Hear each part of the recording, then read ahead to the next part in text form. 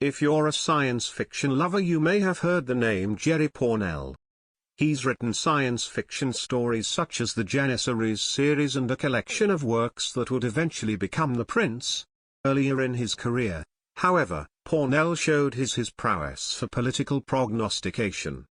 In a short story called Peace with Honor, which was first published back in 1971, Pournelle painted a picture of an establishment in dire need of some help if it is to remain in power and keep the other rising political factions at bay. The President of the United States in the not-so-distant future, President Lipscomb, is going to have a fight of it in the coming elections. His most fierce competition, a man named Harman, wants to pull out of the shaky alliance the country has with Russia. Remember, this was written in 1971.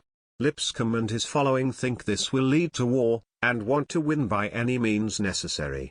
The men in the room discuss the situation using real poll numbers, and not the ones they hand out to the media, which is eating out of the palm of their hand. The real numbers have them worried. So, Lipscomb finally says, "What do we do about it? Rig the election?" One of his cabinet members quickly responded. "I give out the popularity figures here," and displays a chart in which their party, the Unity Party, has a massive majority in the polls. Then we keep pumping out more fake stuff, while Mr. Grants, another man in the room, people work on the computers.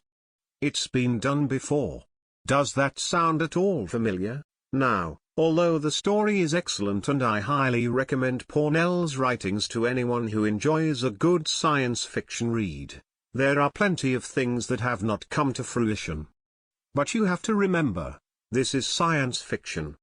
The hope is that none of this would come to fruition, and yet here we are realizing how familiar the concept of fake numbers from the media sounds. In the story, American politics plummet to lows almost unimaginable to the 20th century. They become as corrupt as the Democrats are now. In the story, politicians talk about the prospect of rigging poll results so that it seems as though there is no way that the opposition candidates will win.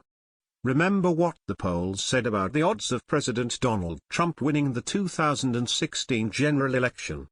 There was virtually no way, almost everyone said. Hats off to Pournelle for foreseeing how far parts of America could sink,